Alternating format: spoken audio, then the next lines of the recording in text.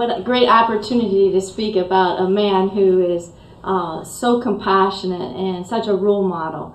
I've only been here at the Total Living Center for 5 years, and he just is such an encouragement because he doesn't allow things to get to him, but he also wants to help not just one person, but as many people as he can. He works out several days a week, and he gets up real early, and so his day is full in what he does. He takes care of his body physically, and he asks me questions about spiritual. That's something that kind of is touching for me, for him to ask me questions in that realm. And that's what I think about here at the Total Living Center, that we are just one big family, and I'm so proud to be a part of his family. Dr. Hill, thank you.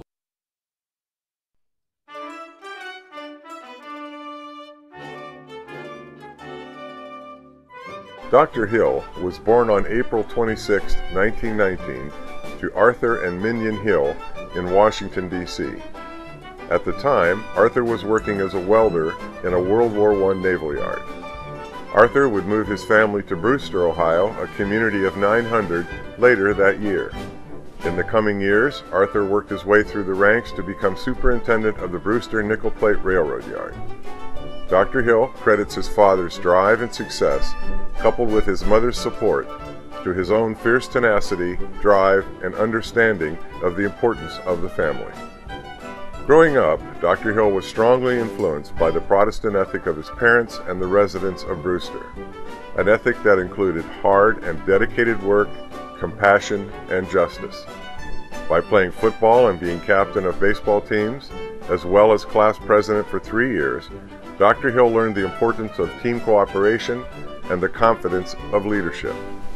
This cultural and ethical background, coupled with the academic opportunity provided by the Brewster schools, enabled Dr. Hill to enroll and become successful in one of the best colleges and medical schools in the United States, Ohio State University.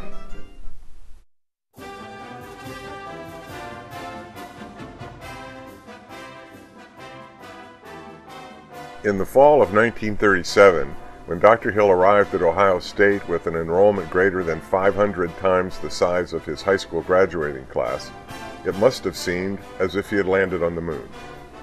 Rather, Dr. Hill dove right into the middle of all that OSU had to offer an undergraduate, including a spot on the freshman baseball team. Unfortunately, a knee injury soon ended his sports aspiration. In his freshman year, Dr. Hill pledged Sigma Phi Epsilon fraternity, where he rested from his busy undergraduate major of chemistry and pre-medicine, and enjoyed 4 years as an active member, serving as president during his senior year.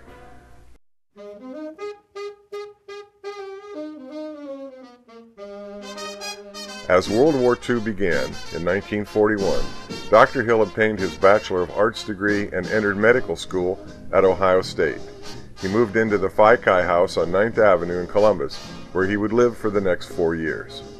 In addition to his consuming academic studies in medical school, Dr. Hill also served in the Army Special Training Corps as a medical assistant at Columbus State Hospital and as an ambulance member of the Columbus Fire Department's EMS service. Dr. Hill graduated from Ohio State University Medical School in 1945 and immediately entered and completed his internship and residency at Toledo's Maumee Valley Hospital. While at Maumee Valley Hospital, Dr. Hill met and married Mary Booth, a graduate of Toledo University's School of Nursing and a polio ward nurse at Maumee Valley. Dr. Hill began active duty in the Army Medical Corps in 1945 at Fort Uniontown Gap, Pennsylvania, where he and Mary had their first child, Jeffrey. Dr. Hill also served at Fort Jackson, South Carolina, and Fort Meade in Maryland, and rose to the rank of captain.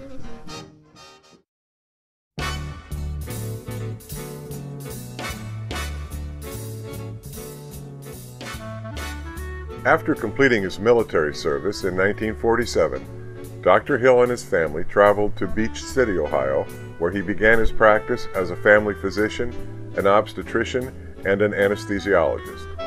Once again, the values learned and practiced in Brewster came into play. as Dr. Hill chose Beach City and the surrounding Fairless communities and a return to small-town America rather than a more lucrative practice in a much larger community. The family of three moved into a home on Birch Street, and Dr. Hill began his practice in the center of the busy Beach City Main Street. When Dr. Hill began his practice, it was divided between morning, afternoon, and evening hours during the week and on Saturday, and afternoon and evening house calls, which accounted for approximately 40% of Dr. Hill's time.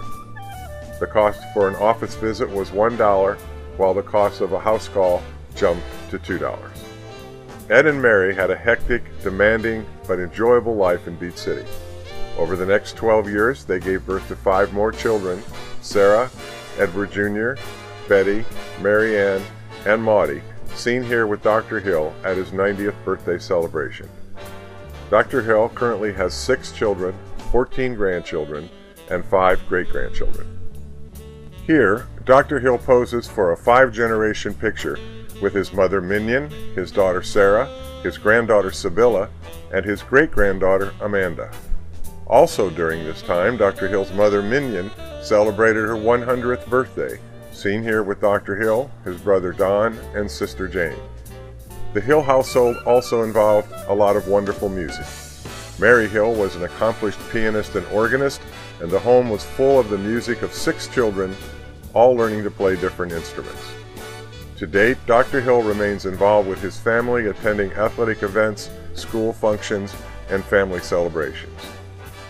As his practice continued to grow, Dr. Hill added a partner, Dr. Nevin Shuey, seen here with the nursing staff. Subsequently, a second office was opened in order to serve many new patients in Jackson Township. In the summer of 1986, the family suffered a very tragic loss when Mary Hill died of a cerebral hemorrhage. Married to Dr. Hill for 42 years, Mary was a beloved wife, mother, and member of the Fairless community. Dr. Hill has been an active member in St. Timothy's Episcopal Church, where he served several terms on the vestry, including the position of senior warden. In addition, Dr. Hill served for over 20 years on the board of directors of the Brewster Building and Loan. In 1987, Dr. Hill married his office manager of over 40 years, Clara Jane Slayman Barnhart, CJ. Together, Dr. Hill and CJ became vibrant members of the Fairless and Massillon communities, championing many social and medical causes. Their loving support and kindness were sought by those who needed help, organization, public awareness, and financial assistance. CJ also quickly became an intricate member of the Hill clan. Unfortunately, again, the family suffered a tragic loss when CJ died of cancer in December of 1998. Since early childhood in Brewster and continuing until today, Dr. Hill has been an avid and expert Lake Erie fisherman, seen here with his #1 fishing buddy, Big Red, who, by the way, shared Dr. Hill's Atkins diet by eating bacon and eggs with Dr. Hill every morning of his life. Dr. Hill's assault on Lake Erie pickerel and perch has made Ahab's journey look like a Sunday visit to a pond.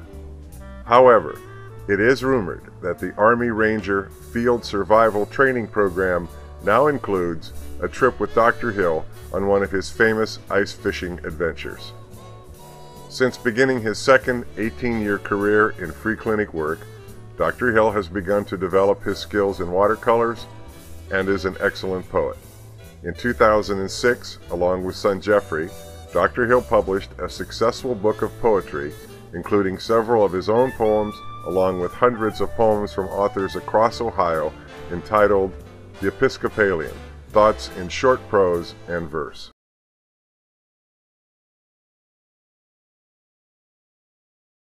I want to say in regard to Dr. Hill, he's one of the finest men I have ever met.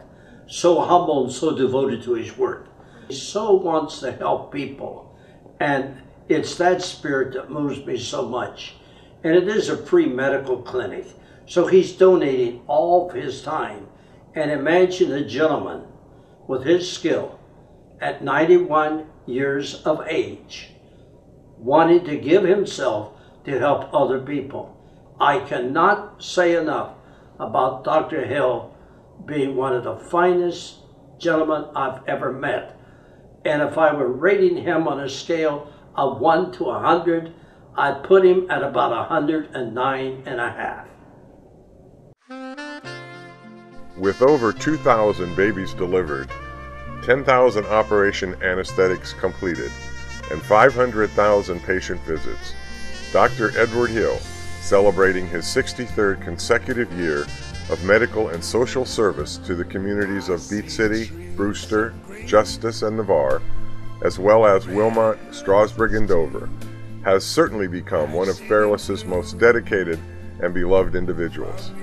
To this day, Dr. Hill continues to make house calls, sees patients in his home, and cares for hundreds of patients, serving as medical director of a free clinic.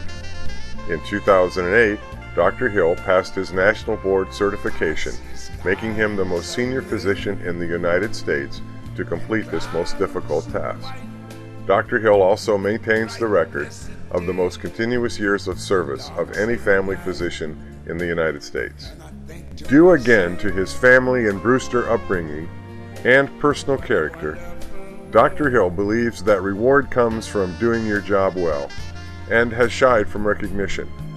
Over the past 63 years, Dr. Hill's most coveted acknowledgement has been a simple but powerful statement, "Thanks, Doc." The Fairless and medical communities, however, have sought to go a little farther. In 1977, Dr. and Mrs. Hill were honored by the entire Beat City community for 30 years of caring service. Held in the Beat City High School auditorium, the program was attended by over 500 friends, patients, and family members. In 1992, Dr. Hill was honored by the Stark County Medical Society and received its coveted Outstanding Accomplishments Award.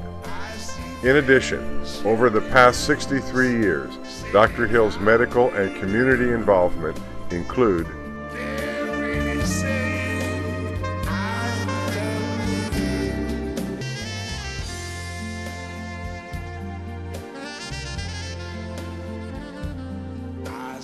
trees of green, red roses too. I see them bloom for me and you, and I think to myself, what a wonderful world. Even as remarkable, Dr. Hill, at the age of 91, continues a weekly program that includes 3 strenuous workouts at a local health facility beginning at 5 a.m. each day, sees patients at a free clinic twice a week, and until a recent fall played golf twice a week with a handicap envied by players half his age. To understand Dr. Hill is to understand the environments that help shape a loving parent, a physician with unyielding ethics, patient commitment, and professional growth that are the envy of those who have been loved by him, worked with him, or have been treated by him. Longevity and happiness go hand in hand. In the beginning, it starts with parenting. Lovable parent. Secondly, start your goal and stay with your goal lifelong. Number 3, please try and stay healthy. Exercise, proper Atkins diet. Do not smoke. Try to have a happy life. To be successful in medicine, it means dedicated to your profession. Never stop studying. One must go to school indefinitely.